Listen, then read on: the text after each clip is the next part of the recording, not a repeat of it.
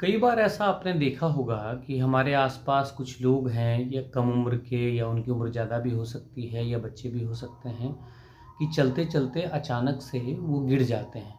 गिरने के बाद उनकी मांसपेशियां अकड़ जाती है, दांत पे दांत चढ़ने लगता है और कुछ केसों कुछ केस ऐसे भी नज़र आते हैं जिनमें मुंह से झाग आ जाता है।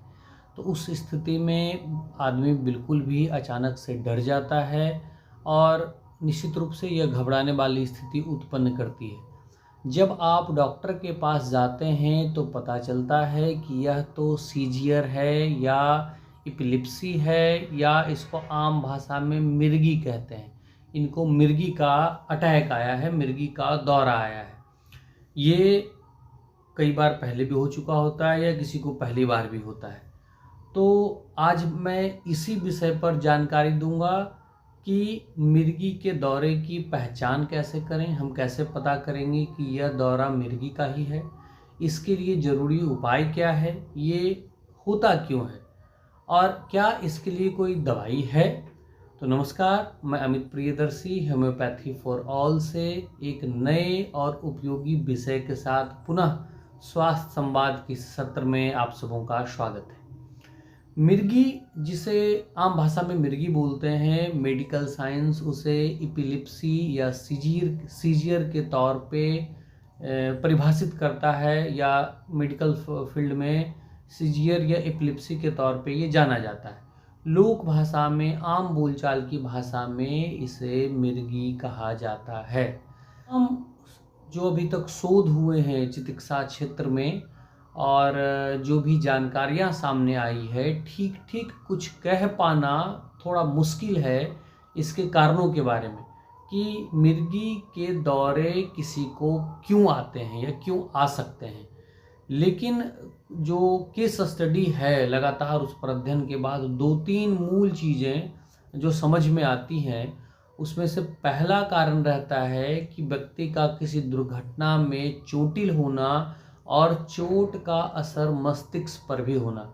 अगर चोट का असर मस्तिष्क पे होगा तो बहुत संभावना है कि उसको मिर्गी के दौरे आ सकते हैं। दूसरा, जन्म से 2 साल से 5 साल के जो बच्चे होते हैं उनको तेज बुखार आता है। तेज बुखार आने के समय अगर बुखार बहुत तेज हो और जिसको कहते हैं कि बुखार मस्तिष्क पर असर कर गया या माथा पे चढ़ गया, उस स्थिति में जो इलेक्ट्रॉन वेव होती है हमारे मस्तिष्क की, जो संदेशों का आदान प्रदान करती है, संदेशों को एक जगह से दूसरी जगह पहुंचाने में मदद करती है, जो हमारी समझ विकसित करने में हमारी सहायता करती है, वो इलेक्ट्रॉन वेव जो है वो प्रभावित होती है। और अगर तीसरा कारण आप पूछेंगे तो बहुत मुश्किल से ये कहा जा सकता है कि कुपोषित बच्चे जिनके मस्तिष्क का विकास नहीं हो पाया या गर्भावस्था में जब बच्चे गर्भ में हों तब भी अगर चोट लगा है तो बहुत संभव है कि भविष्य में वह मिर्गी का मरीज बन सकता है।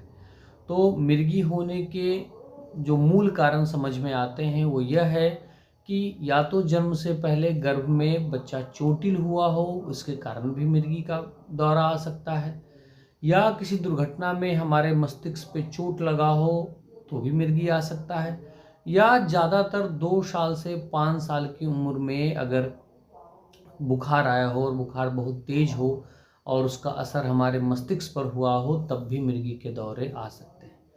मिर्गी के जब दौरे आते हैं तो उसकी पहचान कैसे करें?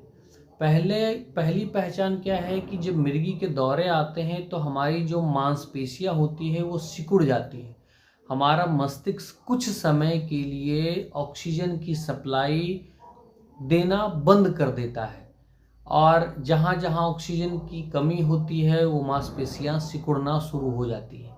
सिर्फ मांसपेशियां ही नहीं, कभी कभी तो ऐसा भी देखा गया है जो लंबे समय से इस समस्या से परेशान हैं कि मांसपेशियों के साथ साथ श्वास नली में भी सिकुड़न आती है, उससे श्वास लेने में तकलीफ होती है और मुंह से झाग आना शुरू हो जाता है, आदमी बिल्कुल घबराता है।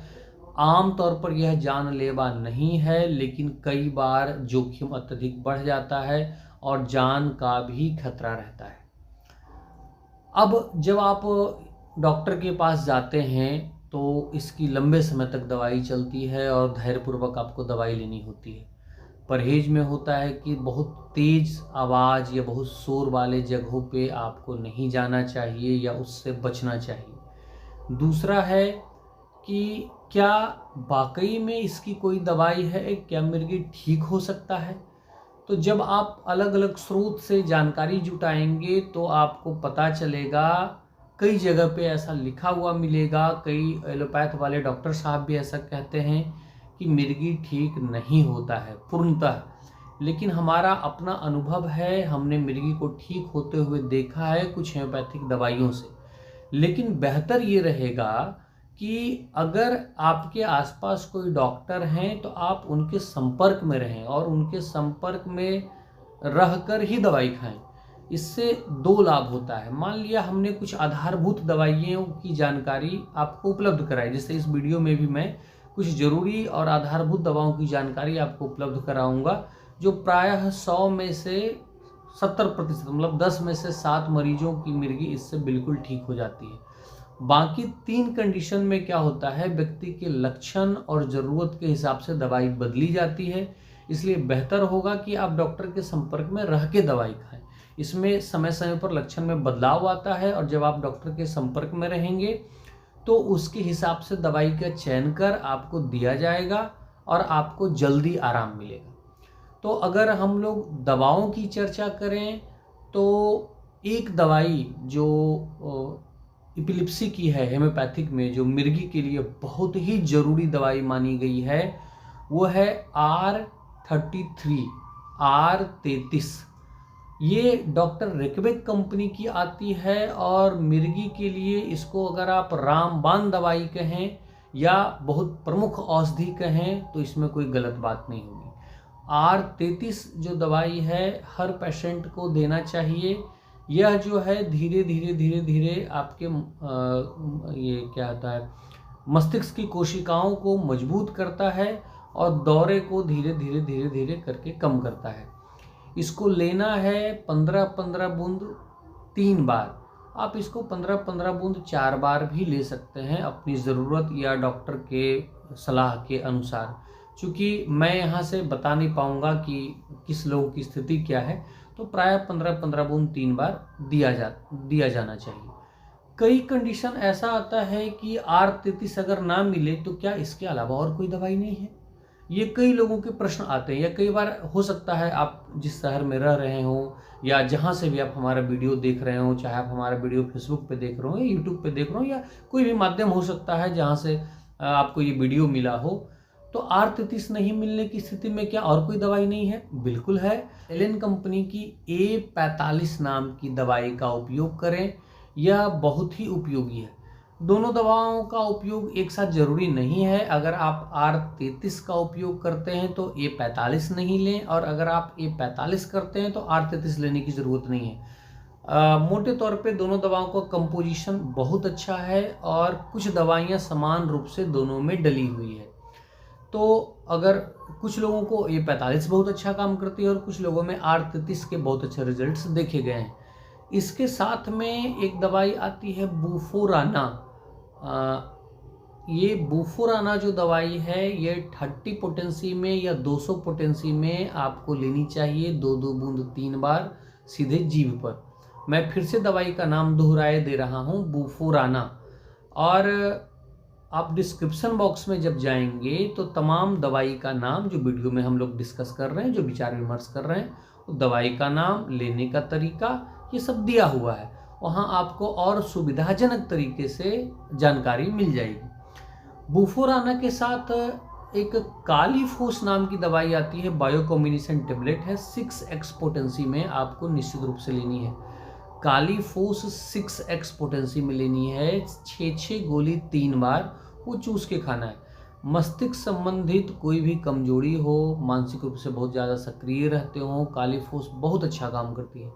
आप ये ध्यान रखें कि कालीफोस दवाई जब आप लेंगे तो वो डॉक्टर रेकबेक की अगर मिल जाए या WSI की अगर मिल जाए तो अगर आप लेते हैं तो बहुत अच्छे रिजल्ट्स आपको मिलेंगे। इसके साथ आप ओएंथस क्रोकोटा नाम की दवाई आती है, उसको भी आप ले सकते हैं, लेना ही चाहिए, ले सकते हैं क्या, उसको भी लेना चाहिए। और उसको भी 2-2 बूंद 3 बार या 2-2 बूंद सुबह शाम भी ले सकते हैं। इसके साथ एक ब्रेनोकॉन सिरप आती है, आपके शहर में किसी भी दुकान में ये उपलब्ध होगा। मैं तो यहाँ तस्वीर लगाए दे रहा हूँ, आप देखेंगे। अगर दुकान में नहीं मिलता है तो आप ऑनलाइन मंगाने की कोशिश करेंगे। ये इसके बहुत अच्छे रिजल्ट्स हैं ब्रेनोकॉन सिरप का।